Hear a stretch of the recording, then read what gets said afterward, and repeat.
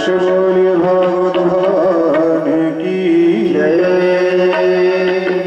जय जय श्री राधे, जय जय श्री राधे, जय जय श्री राधे। इसके बाद का प्रसंग आता है, महर्षि वेद व्यास जी को असंतोष उत्पन्न हो जाता है। महर्षि वेद व्यास जी ने वेद की रचना किए, वेदांत की रचना किए, इतने सारे ग्रंथों की रचना करने के बावजूद उन्हें मन को शांति प्राप्त नहीं हुई। आज सरस्वती नदी के तट पर साम्यव्यास नामक स्थान पर उनकी कुटिया है।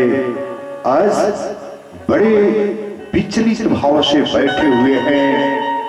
उसी वक्त देवर्षि नारद जी श्रीमन नारायण नारायण नारायण का जाप करते हुए पहुंचते हैं और व्यास जी से पूछते हैं, व्यास जी सब ठीक ठाक तो है, प्रसन्न चित्त है ना, कहीं कोई दिक्कत तो नहीं, कोई परेशानी तो नहीं। व्यास जी ने जैसे ही सुना फूट फूट करके रोने लगे। क्या बताऊं देवर्षि, हमने इतने वेद पुराण की रचना कर लिए लेकिन मन को शांति नहीं मिली, समझ में नहीं आता क्या करूं क्या न करूं। हमारा मन भगवान के चरणों में लगता ही नहीं है। देवर्षि नारद ने कहा, व्यास जी आपने सब कुछ कर लिया लेकिन भगवान की महिमा का गायन, उनके रूप का, उनके लीला का, उनके धाम का गायन जिस तरह से होना चाहिए उस ढंग से आप नहीं कर पाए, इसलिए आप व्यथित हैं। नारद जी ने उनके मस्तक पर अपना हाथ रखा और मन ही मन संकल्प किया कि हे प्रभु, हे विधाता, सारा भागवत का ज्ञान हमसे ट्रांसफर हो करके देवर्षि नारद में चला जाए। वही हुआ, भागवत का सारा ज्ञान नारद जी के माध्यम से व्यास जी में ट्रांसफर हो गया। उसके बाद उन्होंने देवर्षि नारद के माध्यम से जो बात बताई गई थी कि इस प्रकार प्रभु का गुणानुवाद करना है भागवत जी में, उन्होंने वैसा ही किया। उन्हें मन की शांति प्राप्त हुई। अब व्यास जी ने देवर्षि से प्रश्न किया, भगवान हमारे बारे में तो आपने सब कुछ बता दिया, मन को शांति प्रदान कर दी, प्रभु आप अपने बारे में कुछ बताइए। तब देवर्षि नारद कहते हैं, व्यास जी पूर्व जन्म में मैं एक दासी पुत्र था। मेरी मां दासी थी और मैं उनका पुत्र बना। संजोग को देखिए व्यास जी, जैसे ही मेरा जन्म हुआ मेरे पिताजी पधार गए। उसके बाद मेरी मां ने सोचा मैं नवजोटी हूं, पता न मेरे बारे में लोगों का भाव कैसा रहेगा, कहां जाऊं, क्या करूं, इस अबला की इज्जत हे भगवान कैसे बचेगी। यह सोच करके हमारी माता हमें गोद में लेकर के वेदवादी ऋषियों के आश्रम में गई। वहां उन्होंने निवेदन किया, बाबा आप हमें अपने चरणों की दासी बना लीजिए, आप अपनी पत्नियों के साथ हमें भी आश्रय दे दीजिए। बाबा जो भी सेवा होगी मैं करूंगी। मेरा इकलौता पुत्र है, कहाँ लेकर के जाऊं? संत तो संत ही होते हैं। उन संतों ने कहा, माता जी आप निसंकोच बिंदास होकर के हमारी पत्नियों के साथ रहिए और गौ सेवा कीजिए। अब हमारी माता गौ सेवा करने लगी। एक बार की बात है, चतुर्मास करने के लिए कुछ वेदवादी ऋषि आते हैं। मैं उन ऋषियों की सेवा करने लगा, उनका कपड़ा धोने लगा, उन्हें स्नान कराने लगा, उन्हें ला करके फूल देने लगा। मेरा मन उन ऋषियों की सेवा में इतना लग गया कि मैं अब दुनिया और दुनियादारी के बारे में कभी भूल करके भी नहीं सोचता था। जब मेरी रुचि बहुत बढ़ गई अध्यात्म में, उन संतों की सेवा में, मेरी मां समझाने लगी, पुत्र ठीक है आप संतों की सेवा करते हो, लेकिन उतनी सेवा मत करो कि तुम हमसे अलग ही हो जाओ। तुम एकमात्र मेरी औलाद हो, मेरे जीने का सहारा हो पुत्र, थोड़ा संतों से दूरी बना करके रखो। संतों ने नारद जी का नाम रामदास रख दिया। रामदास जी फूल लाओ, रामदास जी धूप लाओ, दीप सजाओ, ऐसा कहते और उनकी आज्ञा पा करके उनका शीत प्रसाद हमने ग्रहण कर लिया। धर्मानुरागी प्रेमी सज्जनों, भूल करके भी शास्त्र ऐसी आज्ञा करते हैं किसी का जूठा मत खाना। जो अनाचारी हो, जो दुराचारी हो, जो पापाचारी हो, भूल करके भी उसका जूठा कभी मत खाना। इसका नतीजा ये होगा कि उसकी दुष्टात्मा, उसकी दुष्ट प्रवृत्ति आपके मन को दूषित कर देगी। हाँ, यदि हो सके तो संतों का जूठन, महापुरुषों का जूठन, गुरुजनों का जूठन अवश्य पाइए उनकी आज्ञा से।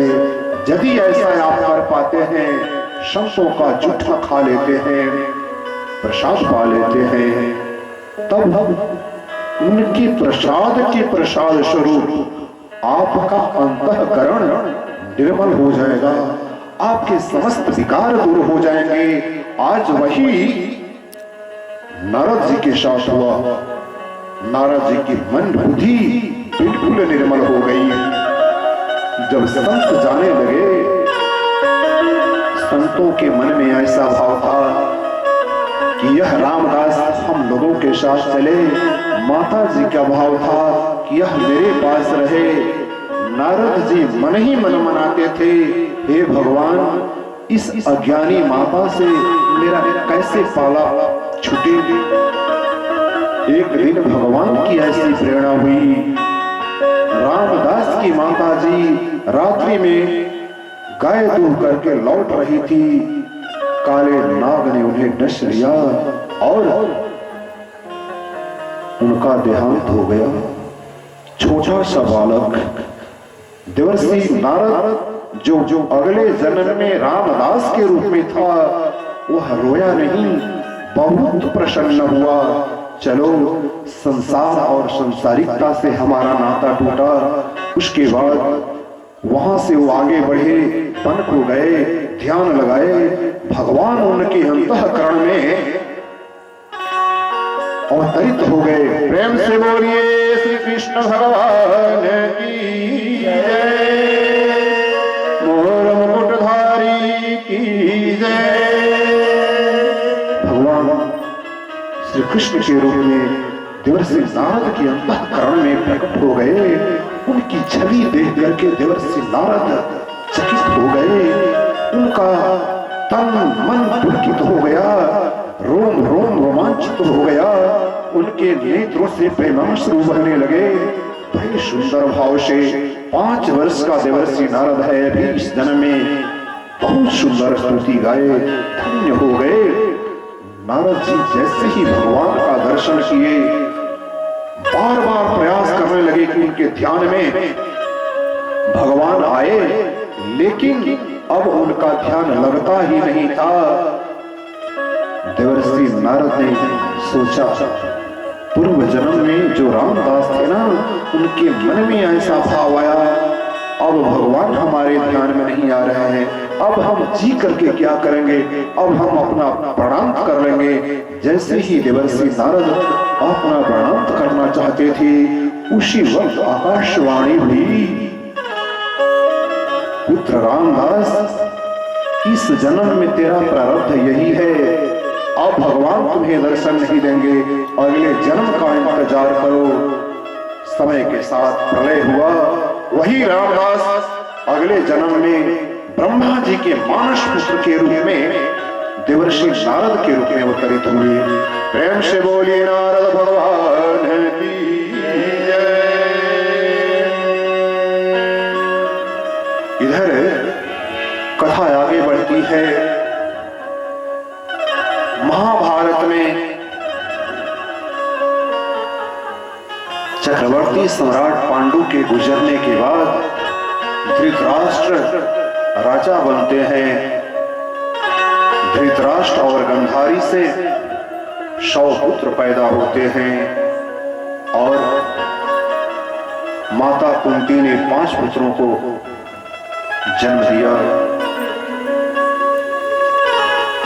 धृतराष्ट्र के 100 पुत्र कौरव कहलाए और पांडवों के 5 पुत्र पांडु के 5 पुत्र पांडव कहलाए। अब थोड़ा बड़ा होने लगे, 5 पांडव शहीद, दुर्योधन 100 भाई थोड़ा बड़ा होने लगे। दुर्योधन और भीमसेन में बात बात में टकराव हो जाता और थोड़ा बड़े हुए। गुरु द्रोणाचार्य ने उन्हें शिक्षा दिए। भीमसेन को जहर दिया गया, लेकिन प्रभु की प्रेरणा उस जहर के फलस्वरूप उधर से और शक्तिशाली होकर के लौटे। अब धीरे धीरे दुर्भावना बढ़ने लगी। पांडवों के प्रति धृतराष्ट्र का और दुर्योधन सहित शकुनी का भाव बिगड़ने लगा। एक बार उन्हें लक्षा गृह में जलाने का प्रयास किया गया, लेकिन प्रभु की प्रेरणा उनका बाल बांका नहीं हुआ। उसके बाद वहां से अपना प्राण बचा करके जंगल में जाते हैं, बड़े हो गए। उधर द्रुपद राजा स्वयंवर कर रहे हैं द्रौपदी के लिए।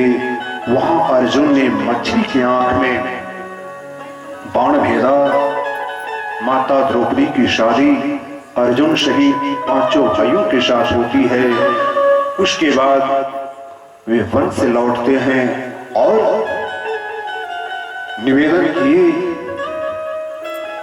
महाराज हमारा हिस्सा हमें दे दीजिए। आज धृतराष्ट्र पुत्र मोह में इतना अंधा हो चुका है कि उसे अपने पुत्र के सिवा कुछ भी नहीं सोचता था। उसकी मति मारी गई थी।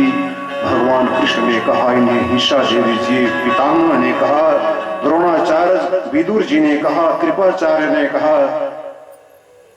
राजकुमार तो युवराज तो धर्मराज को ही होना था, लेकिन अपने पुत्र के लिए उन्होंने राज्य का बंटवारा कर दिया।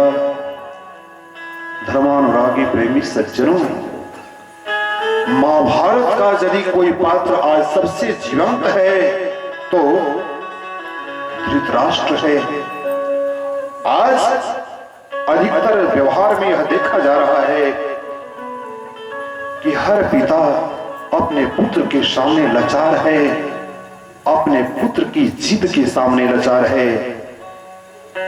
शास्त्र ऐसी आज्ञा करते हैं, पुत्र के बारे में हर पिता शुभ सोचता है, कल्याण ही सोचता है, लेकिन अपने पुत्र के लिए, अपने भाई के पुत्र को, अपने पुत्र के लिए अपने भाई के पुत्रों को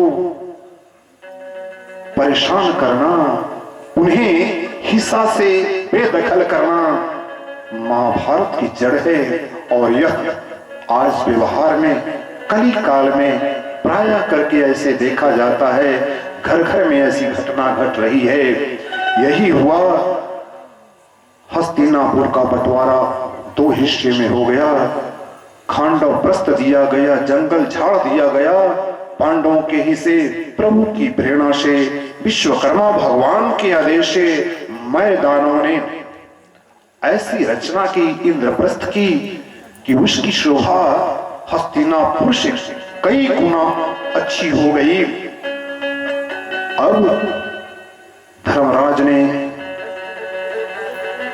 निमंत्रण भेजा हस्तिनापुर में। उस निमंत्रण को पा करके शकुनी, दुर्योधन, कर्ण, दुशासन पहुंचते हैं और वहां की बनावट देख करके हक्के बक्के रह जाते हैं। जहां पानी था वहां दुर्योधन को स्थल का भ्रम हो रहा था, जहां स्थल था उसे पानी का भ्रम हो रहा था, जहां अग्नि था उन्हें दिखता नहीं था। जगत जननी द्रौपदी छत पर से देख रही थी, जहां पानी था दुर्योधन को स्थल का भ्रम हो गया, वहां उसमें गिर पड़ा। द्रौपदी के भाव बिगड़ गए। द्रौपदी ने कहा, अंधा का पुत्र अंधा ही होता है। इस बात को जैसे ही दुर्योधन सुनता है, मन में ठान लिया, इस अपमान का मैं बदला लूंगा। उसके बाद उन्हें द्युत क्रीड़ा के लिए आमंत्रित किया जाता है। जाते हैं और छल से क्या होता है, शकुनी ने सारा राजपाट जीत लिया।